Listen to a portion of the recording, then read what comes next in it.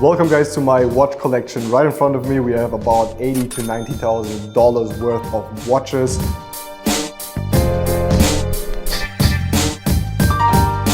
I started recently, basically beginning of this year, to collect watches. I got into it because at the end of the day, as an entrepreneur, I always wanted to have my very first Rolex, and I kind of fell in love with it when I bought my first Rolex.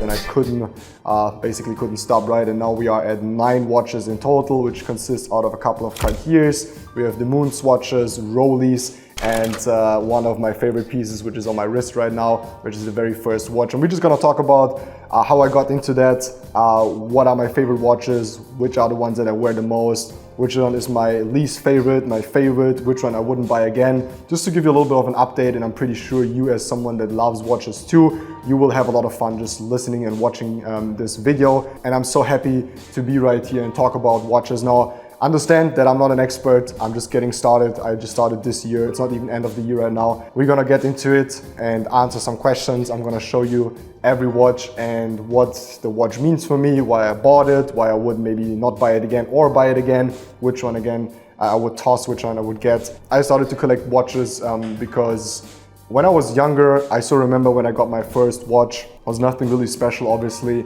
but it was my first one, right? And I didn't imagine myself having like a watch on my wrist as a boy, right? But once I grew up, I kind of understood the value of watches. I kind of understood that it's like a statement, and especially if you play in a higher league of business or entrepreneurship, these watches are definitely entry tickets. They definitely spark conversations, and collectors all around the world and people that are in business just love to buy watches.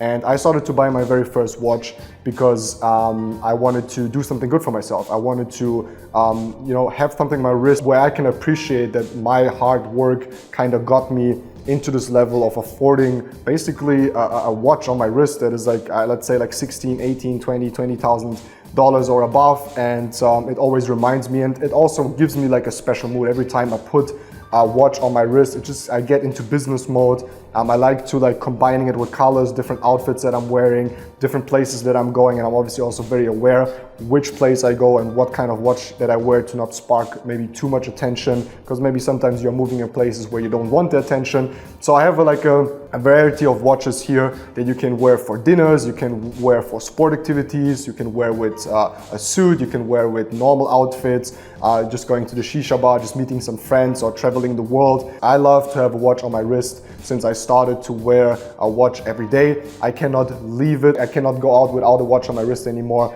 And again, it's just about the feeling. It's about entrepreneurship. It's about obviously also investing. Some of these pieces here are good investment pieces, which we're gonna talk about too. That's my major focus. It's like having the fun of collecting, like an emotional, it's kind of an emotional thing at the same time, also putting money somewhere where it's gonna be worth more. And I can, have it on my wrist, and go outside and have fun with it. I just believe that watches is a beautiful game because you can wear them. Most of the times they're even good investments. You travel around the world, maybe in a worst case scenario, if you lose your stuff, you lose your passport, you lose money, or you even get robbed, let's say, obviously not the watch, right? But everything else, then you still have the watch on your wrist that you can sell. Rolex, you can sell everywhere. You always get the same price most likely, and you are back in business. You have a lot of cash, $15,000, $20,000. It's so convenient to have a watch, and it's just like something that lets my heart beat faster and I get very, very excited about. So welcome to my watch collection. All right, Miguel, let's ask you a couple of questions. Which watch was your first one and why did you buy it? So my very first watch was the Cartier Santos, the first one that I personally bought, which is around $7,000, $8,000 US, which is this beautiful piece. I bought it, I guess it was in April. So you were with me when we went to the Cartier store in the Dubai Mall. It was a beautiful experience, very nice stuff. I mean, the Dubai Mall in general, and then obviously the Cartier store was insane. And we picked up this beautiful piece over here, which until today is my very favorite piece, right? It's one of the it's one of the cheapest ones that I have, but it's the first one and it's the most beautiful one, I guess, and the one that I wear most of the times. And yeah, this is the Cartier Santos, the classical one with the white dial. You can just wear it with everything, and the silver bracelet. I'm just in love with this watch, and this one also has most of the scratches and everything because I wear it the most. And I still remember the first time I got it, I was like so careful, right? I'm like, don't scratch it, like be careful. But I kind of fell in love with the idea that you need to wear a watch properly like a man, and obviously you're gonna have scratches on it and it's gonna have marks on it, but that's how a good watch should look like. It should be worn. And this is the Cartier Santos, which is my very first watch. Again, until today, the one that I wear the most and I travel a lot with, and you can combine it with everything. So Cartier Santos, not really like an investment piece, not like really going up in the future or anything, but it's a beautiful watch. It was actually the very first wristwatch that came out, right? So it's the very first one.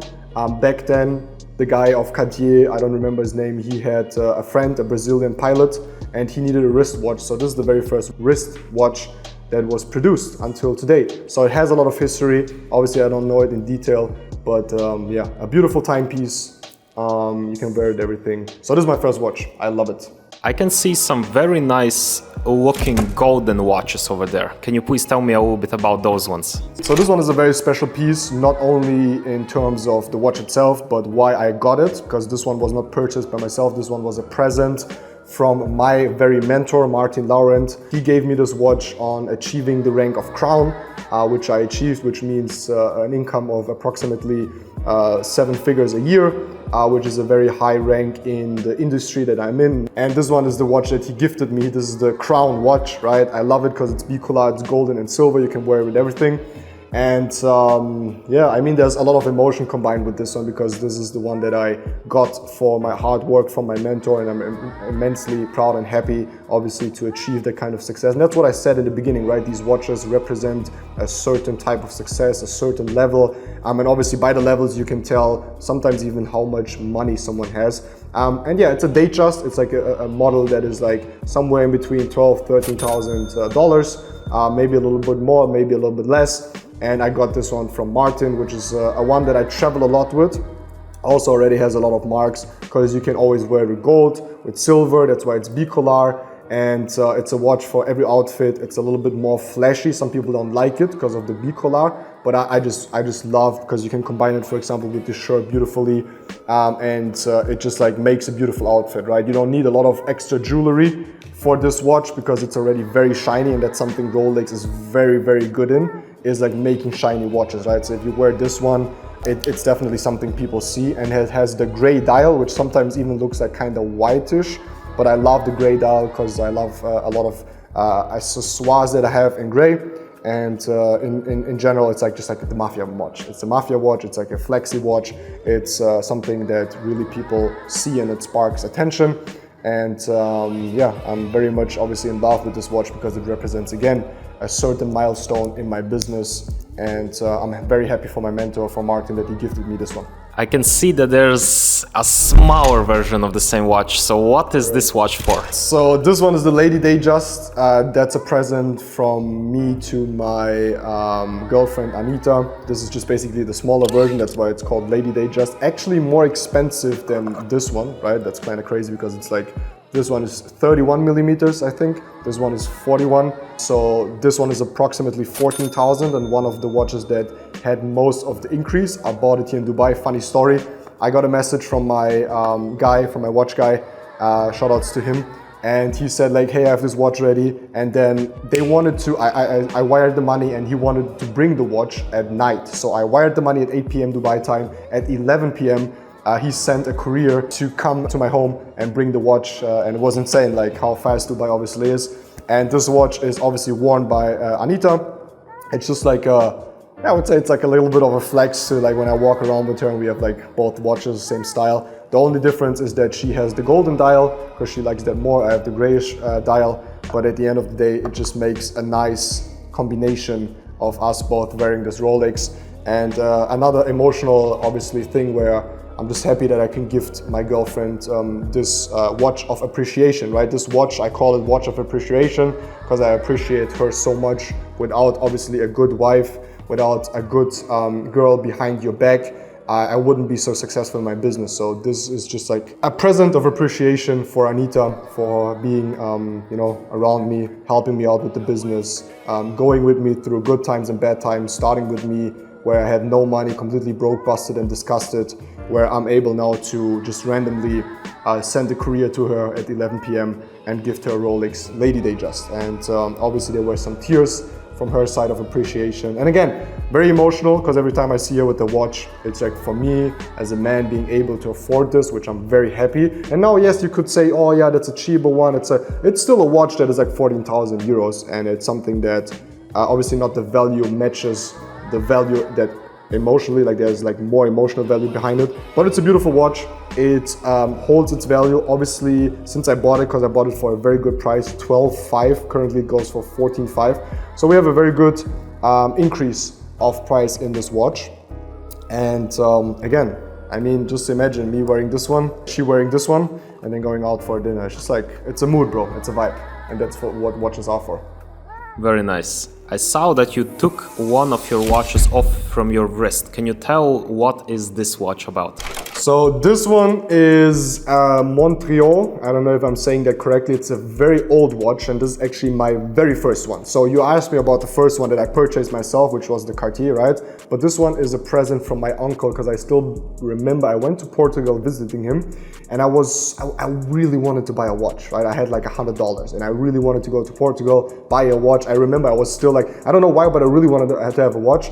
And I still remember I was in the airplane flying to Lisbon, and I was like watching at the magazine, and like at all these watches, like the Hugo Boss watches, Lacoste watches, the ones that are in the budget, right? Back then I was like 17, 18. He actually then gifted me this one because I wanted to buy one, and he gifted me this one. And later he said and told me that when my father, so my dad gifted my uncle this watch in Africa back then when they were like young, 20, 25, now they're 50, 60.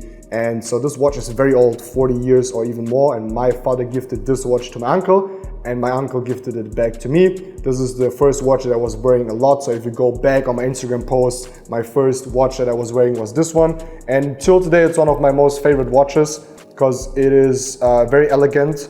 And obviously it's not like a big brand or anything, but it is like an emotional value that I cannot explain, where I'm so happy that my uncle gave me this watch. Because imagine your father giving your uncle a watch and your uncle giving it to me as my father's son, obviously. I just believe that that's what watches is about. Watches is about giving, like, me seeing someone wearing a watch, or me even seeing Anita wearing this watch, or one day my kids wearing my watches, or my friends. You still remember when I gave you the MoonSwatch, right? When we recorded the video and I was wearing the blue one, you were wearing the red one. It just makes me happy to see someone wearing a watch, like, cause I don't know, it's just like, I love it. Like, it's so much fun in watches to see people wearing watches, and it's a lot of emotional value behind it, obviously, and makes me very, very happy. It's not so much about the money at the end of the day. I see, very interesting. So you mentioned something about the MoonSwatches. Can you tell me a little bit more? Because I heard that they are not really the most interesting watches, but they have some kind of value hidden in them. So the MoonSwatches are basically one of the newest collections that came out. This one is the mission to Mars, and this one is the mission to Uranus. And both of these watches are somewhere in between 200 and 300 euros each, but they are nearly impossible to get. So they were sold out all the time. Until today, it's impossible to get them, or like not impossible, but very, very difficult. I got these ones from my plug. Shout out to Sven that actually got me this one, and to Stefan and to Chris, to all of the guys that got me these watches and helped me out with them. But at the end of the day, these ones also increased in price. Obviously, it's not a lot of entry price to get these, but they are beautiful, they are colorful. I love baby blue when I wear baby blue outfits, or like more like kind of reddish when you have like a black outfit or something. These are more like sport watches. So if I would, for example, go into the desert, or I would go on a yacht maybe, and I know I'm gonna jump into the water and I'm gonna, you know, be like more running around and stuff, then obviously most likely I wouldn't like, you know, wear a Rolex for $21,000. I would rather go with these ones and combine them a little bit.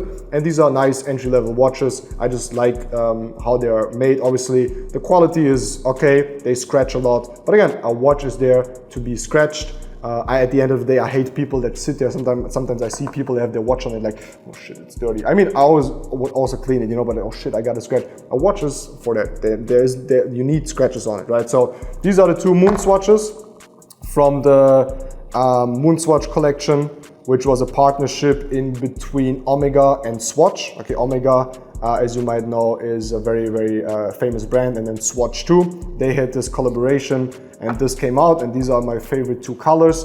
And at the end of the day, they have this Velcro wristbands, which are also very, very comfortable. And again, it's a watch for sport activities. It's a watch if you go out and you wear more like sporty outfits, or even going to the gym. So even if you go to the gym, it's a nice watch. You have a timer with this one, and I don't know, it just like fits very nice. Again, it's a colorful watch, but with the whitish kind of style. It's beautiful, I love it. So you said that your first watch that you bought yourself was a silver Cartier. But then I see there is a black one. Can you tell me a little bit about that one? And is it worth the same as a silver version? So very easy answer. I fell in love with the Cartier Santos, as I told you. And then I love black. Most of the times I will wear black outfits. I'm in love with black. Black is my favorite color, even though black is not a color. And since I'm such a fan of Cartier Santos in general, I had to get the black one when it came out. I got this one. It's basically nearly the same price, maybe a little bit more, like 300. Like this one is 8,000 euros, this one is 7,700. And it just has this rubber band, which just fits perfectly. So it's all black with some white kind of numbers in the dial in general. And it's basically the same watch, just in completely black. And I just love it, because when I travel, for example, as I just came back from Australia, I travel with both of them, right? It's not too much money if something happens to them, if they get stolen, whatsoever. It's not too much if I would, for example, take a watch that is like $20,000 or something. So these together are like $14,000 euros, and I can just pop them, you know, I can just switch them, pop this one on, and then even if I have a black outfit, which I would wear more for business, I can go with the black Cartier Santos. And both of them are the same models, beautiful watches, and I'm in love with the black one. Now, would I buy it again? Probably not, to be honest. I would stay with the classic one. You don't need the black one, and this one, maybe you go for a higher version of the Cartier Santos. Maybe the skeleton is one that I want to definitely get in the future, but we'll talk about the future watches that I want anyways, because again, I'm just getting started into this. I'm not an expert, not a professional. It's just like a lot of fun, and that's why I love talking about it. And I thought to inspire people, we make this video. So same Cartier Santos, black version. It's just beautiful to travel with these two watches, because you can wear them with every outfit. When I wear black business, I wear this one. When I go gym, sportive kind of style, taking flights whatsoever, I will go with the classical Cartier Santos. Now, most people prefer the classical one, and I would 100% agree. Again, it was pretty much unnecessary, but since I love this collection anyway and these models, I wanted to get the black one. Very interesting. I see there's also a green box, which we haven't yet touched. Can you tell me a little bit more about those ones? This one here is a special corner. So my very first purchased Rolex with my own money, which was back then 16,000 euros, is the Tiffany, the Oyster Perpetual Tiffany, which I believe in terms of dials is the most beautiful watch. Now this one is the 36 millimeters. Back then I couldn't afford the 41 millimeters, which at that time the price was like 36,000 euros or something. It went insanely high.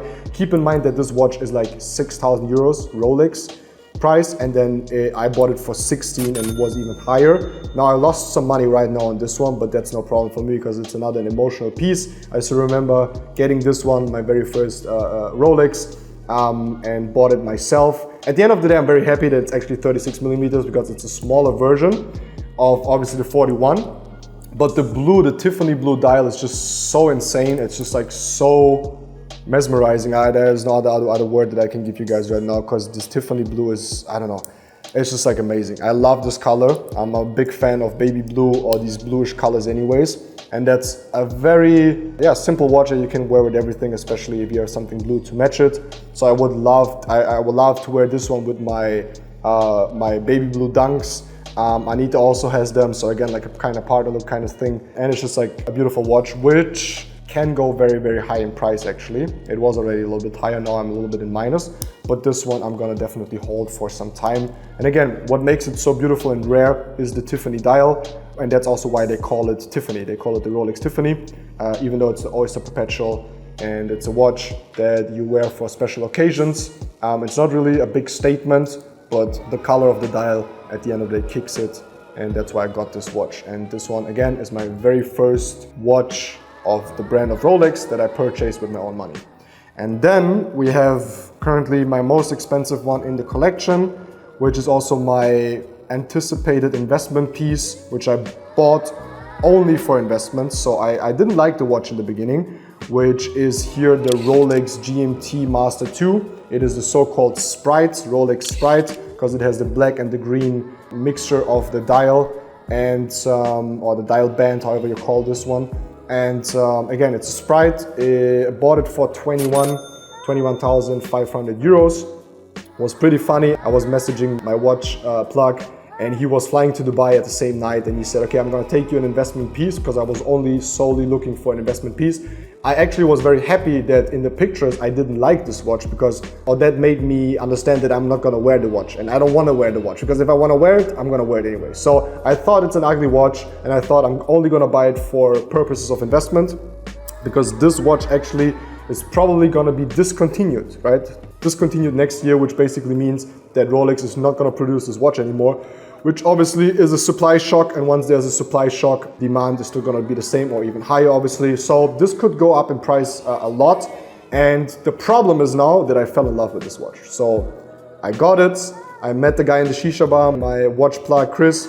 He brings me the watch, I open the Rolex box, and I'm like, shit, this watch is beautiful. So I started to wear it, and nowadays I love it. I wear it very rarely.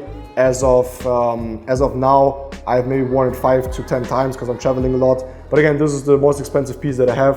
At the end of the day, I fell in love with it. I'm wearing it, but very carefully in that sense. And let's see what happens with the price, but I don't think I'm gonna sell it. I don't think I'm gonna sell any of these watches because, yeah, it's an investment piece. I wanted to get into it to buy and sell, but it's just like, I love these watches. And this one is a little bit more bulkier. I love when watches have like a lower profile. So for example, as you can see, the Santos has a very low profile. And then if you see the GMT is like a very, very bulky kind of watch, but it looks amazing once it's on the wrist, and it is, again, very, very shiny.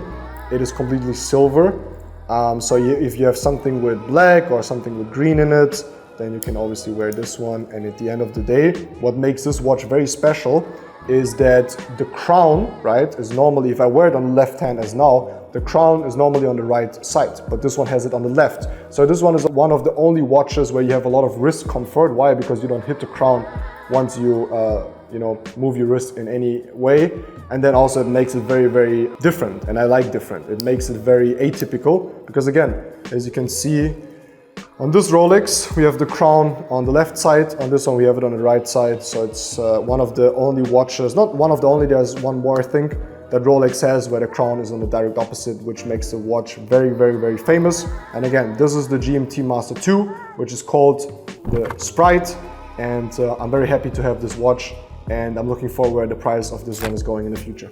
All right, so it was very nice to see this watch collection, which is definitely inspirational, and I guess that many people have the inspiration now to get into watches. But what is your suggestion? How much money should someone have saved up to buy his first proper watch? That's a very good question, because I believe most people start to buy their very first watch when they make their first bonus, for example, right? Like, let's say they make an extra bonus of let's say 10K, 12K, and then they go for a day dress or something, which you can definitely do. I'm not here to tell you, right? Because at the end of the day, money should be spent on things that you love. But I started to buy my very first watch when I was very comfortable with money, right? So I did it once everything was financially set up. I had enough money invested, and I started to actually buy watches with the purpose of obviously doing something for myself, rewarding my business career, and obviously having an entry ticket. Because I'm gonna be very honest, once you are in the room with people, everyone has a Rolex and you don't have one, which kind of doesn't mean that I need one. I went to a lot of meetings and had a lot of success without a watch. But once you are in these rooms, it is an entry ticket. It is something that people look at. It's something that demands respect once you walk into a room. And obviously you don't walk in a room like this, but once people see a Rolex, it is something that people want, right? And most likely, if I would see someone walking in a room with a Rolex or with a nice watch, I would actually see that and perceive higher value most likely. So there's definitely something behind this in terms of value and in terms of entry tickets and tickets in general. Do it as you wish. I would definitely have my investments done first. I invested first a lot of money into crypto, and I did it as a risk diversification investment, right? I started to buy watches because I was already very highly risky exposed in my investment, and I wanted something that I can buy, wear, have fun with, but also sell and make money, or even have the same amount of money. And as I started to buy at the beginning of 2023 and accumulated these 9 to 10 watches. One of them is gonna be for the next video, which is an ordered one, which is a beautiful watch, which is gonna come in soon. All of these watches, I would start to do it once you are very well financially set and it doesn't hurt. But at the same time, if it's something that motivates you and you wanna accomplish something in your business, and once you accomplish it and you wanna reward yourself, then there's nothing wrong with getting a good Rolex that prevails the value or even goes higher in value. I always say it has to look good, it has to prevail its money or make you more money, right? And once that happens, then you're good to go. It's better than wasting your money on some bullshit. And this is definitely a to-go hobby and investment that you can go for always, is buying a good watch. Which watch you think will go up the most in value?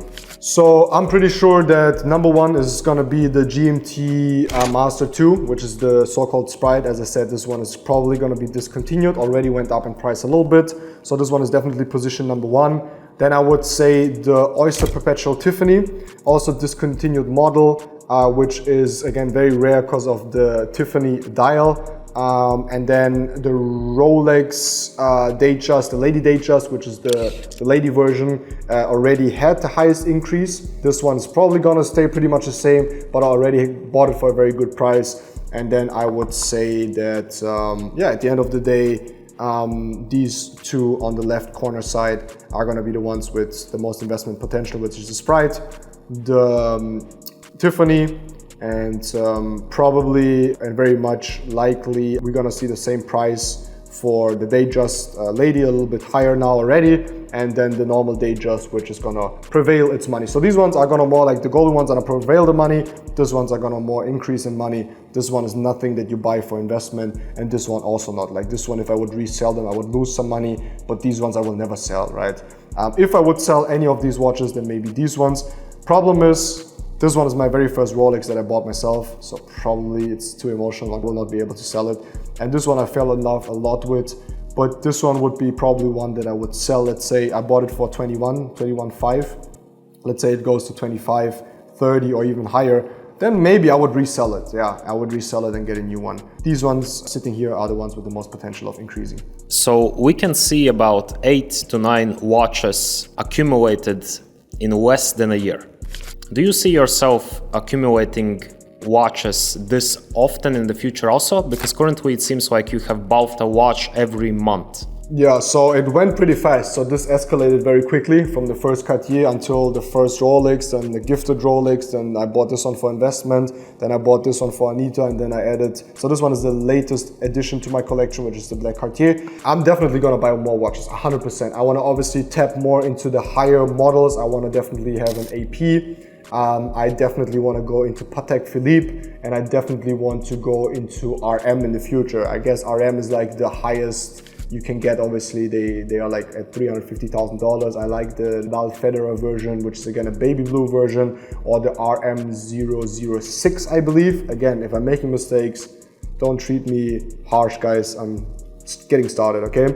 But yeah, definitely I want to buy more watches, and I want to go into the higher pieces, right? Because like in everything in life, there's levels, and this is entry level. This is very entry level. This is also entry level. This is maybe a little bit higher already, like a little bit outside of the entry level, but all of this is all entry level watches. And obviously they are nice. Obviously they have value, but I obviously want to go higher in this and get some nice APs and get into higher watch investments. And I definitely see myself to at least have in the future a watch collection that is totals at like $1 million or a little bit more. I just think it's cool that once I have a watch collection of $1 million, back then when I was a teenager, my goal was to become a millionaire.